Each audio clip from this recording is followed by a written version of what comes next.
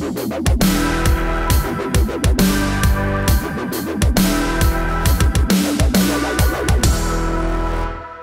that Pythagorean theorem, white boy. Math is racist.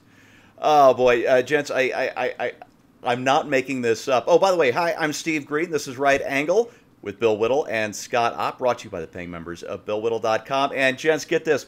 Rochelle Gutierrez, she is a professor at the University of Illinois, says that math is racist. Now, she is not herself a professor of math. Instead, I think she's a professor of math studies, which is basically just a really fancy English degree, but with math in the title. Anyway, oh my God. She says, on many levels, mathematics itself operates as whiteness, and that's whiteness with a capital W, in case you had any doubts about what she means. Who gets credit for doing and developing mathematics? Who is capable in mathematics? And who is seen as part of the mathematical community is generally viewed as white. I think that that huge uppercase W is supposed to remind us of George W. Bush and his racism. Scott, tell us, how has your skin color made you the math genius that you are today?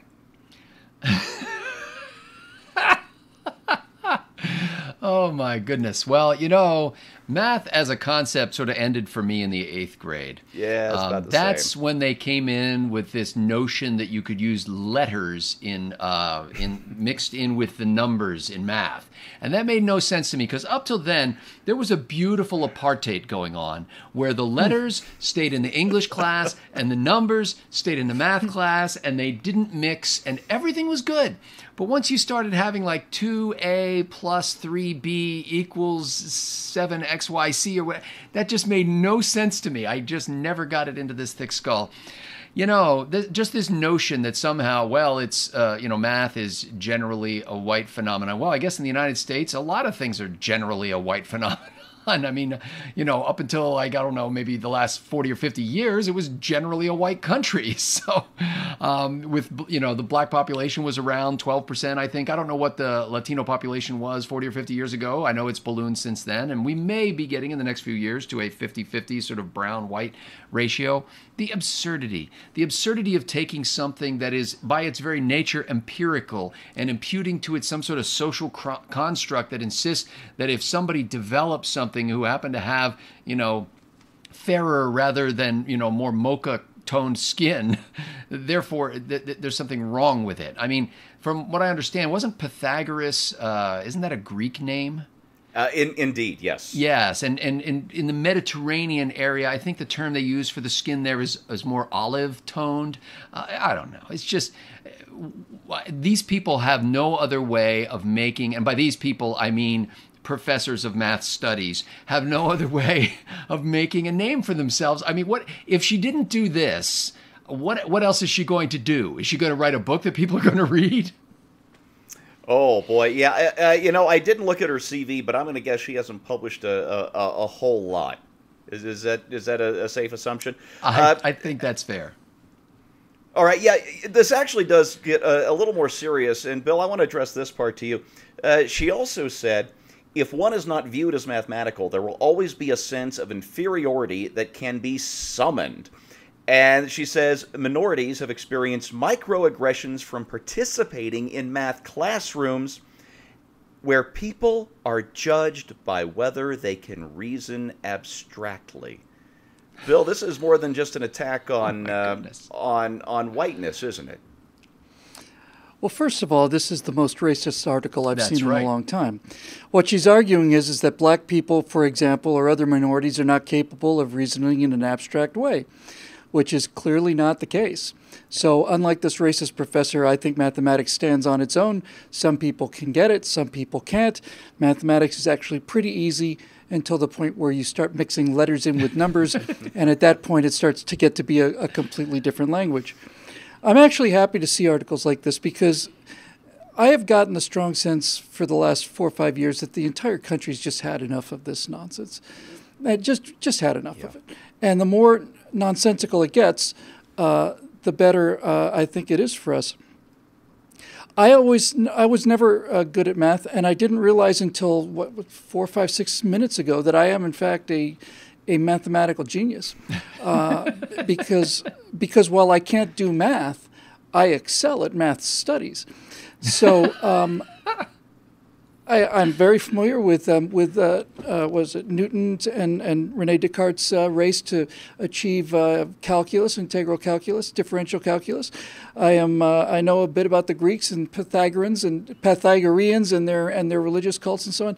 So from now on, I'm going to just call myself a professor of mathematics, and I'll put the studies down. That's right. It'll be professor of mathematics studies. This is the whole problem. They complain about things like there aren't enough women in STEM, science, technology, engineering, and math. We need more women in STEM. So what happens? Women end up taking courses on being STEM activists. They have a PhD in STEM activism. They don't have a degree in engineering. They have a degree in STEM activism. And what do you say about people like this, other than you're an idiot and the math doesn't care? Yeah. Math doesn't care. No, math doesn't care. I was no good at math either, and my skin color and what the contents of my underwear were no help at all in getting through just pre-calculus in high school. It's just nuts. Listen, gents, there's a story here that doesn't seem related at all, but I think it is. I came across this thing this morning.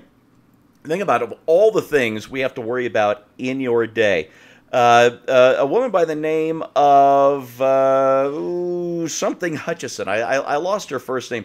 She is waging a one-woman war against high-heeled emojis.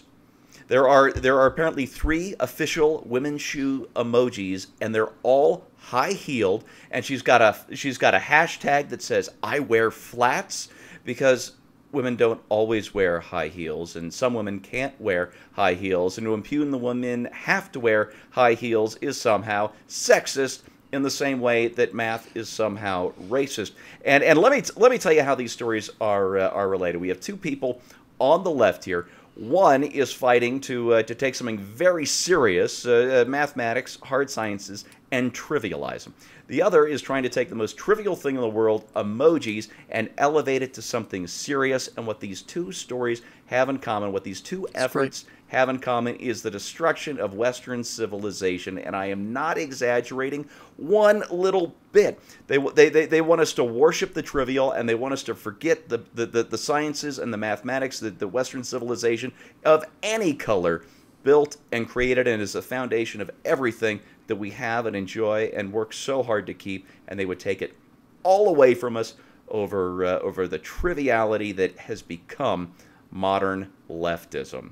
And that is your right angle on racist math and high-heeled emojis.